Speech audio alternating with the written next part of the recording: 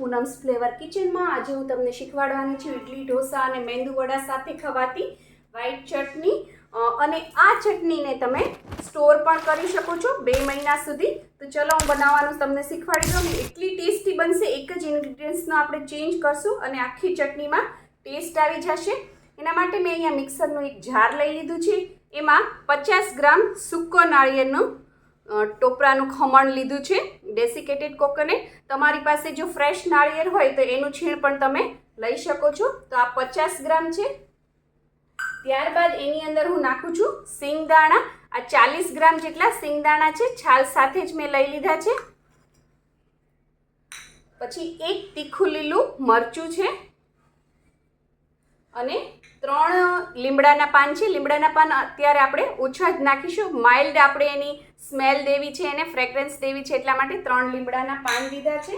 અને આપણે આની અંદર નાખીશું મીઠું સ્વાદ પ્રમાણે અને આ બધું સરસ પીસાઈ જાય એના માટે આપણે અત્યારે થોડું પાણી અને આગળ જરૂર લાગશે તો થોડું વધારે એડ કરીશું। હવે આ જાર બંધ કરી અને આની પેસ્ટ વાટી લઈએ। એકદમ સ્મૂધ પેસ્ટ નથી કરવાની, જેવી વ્હાઈટ ચટણીની હોય છે, થોડી દરદરી એવી રાખવાની છે। ચટણીમાં વઘાર કરવા માટે મેં અહીંયા વઘારિયામાં 1 ટેબલ સ્પૂન ઓઇલ મૂકી દીધું છે। તેલ આપણું ગરમ થઈ ગયું છે। હવે હું એની અંદર નાખું છું અડધી ચમચી જેટલી રાઈ। આમાં રાઈ સરસ હશે તો સરસ લાગશે। જનરલી બધા આ ચટણી બનાવતા જ હોય છે, પણ એમાં દાળિયા નાખતા હોય છે। દાળિયા કરતાં તમે જો આ રીતે શિંગદાણાનો યુઝ કરશો તો બહુ જ સરસ લાગશે। ગેસની ફ્લેમ બંધ કરી અને ત્યારબાદ હું એની અંદર નાખ્યા છે 7 થી 8 મીઠા લીમડાના પાન અને આ રીતે વઘાર રેડી કરી લીધો છે। ચટણીને મેં મિક્સર જારમાંથી એક બાઉલમાં ટ્રાન્સફર કરી લીધી છે અને હવે આપણે જે વઘાર કર્યો હતો એ આની ઉપર આપણે રેડીશું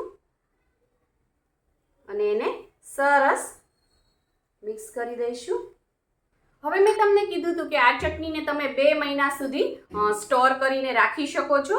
તો ચટણી ઉપર આપણે વઘાર નાખ્યો છે એટલે માઇલ્ડ એ થોડી સતત ગરમ હશે અને એકદમ ઠંડી થવા દેવાની, એટલે કે રૂમ ટેમ્પરેચર ઉપર આવવા દેવાની। ત્યારબાદ કોઈ પણ એરટાઇટ કન્ટેનર લઈ લેવાનું, સ્ટીલ કે કાચ લેશો તો વધારે સારું રહેશે। હવે આ ચટણીને આપણે એની અંદર નાખી દઈશું અને ઢાંકણું બંધ કરી દઈશું। હવે તમારે કંઈ જ નથી કરવાનું, આ ડબ્બાને તમારે ડાયરેક્ટ ફ્રીઝરમાં મૂકી દેવાનો છે અને જ્યારે પણ તમારે ચટણી યુઝ કરવી હોય એની અડધી કલાક યા 15 મિનિટ પહેલાં કાઢી લેવાનું, એટલે નોર્મલ ટેમ્પરેચર ઉપર આવી જાય। આ રીતે તમે 2 થી 2.5 મહિના સુધી ફ્રીઝરમાં સ્ટોર કરીને આ ચટણીને ખાઈ શકો છો। આમાં કોઈ પણ પ્રિઝર્વેટિવ આપણે નથી નાખ્યું। ઘણા લોકો શું કરે છે કે આ ચટણીની અંદર દહીં કે છાશ નાખતા હોય છે, પણ ઓથેન્ટિક જે સાઉથ ઇન્ડિયન ચટણી હોય છે એમાં દહીં છાશ નથી નખાતા હોતા। અને જો તમારે નાખવું હોય તો જ્યારે પણ તમે સર્વ કરો, ખાવા બેસો ત્યારે તમે નાખી શકો છો। ચટણીને મેં સોફ્ટ ઇડલી સાથે સર્વ કરી છે તો તૈયાર છે આપણી સાઉથ ઇન્ડિયન વ્હાઈટ ચટણી કા ટોપરાની ચટણી।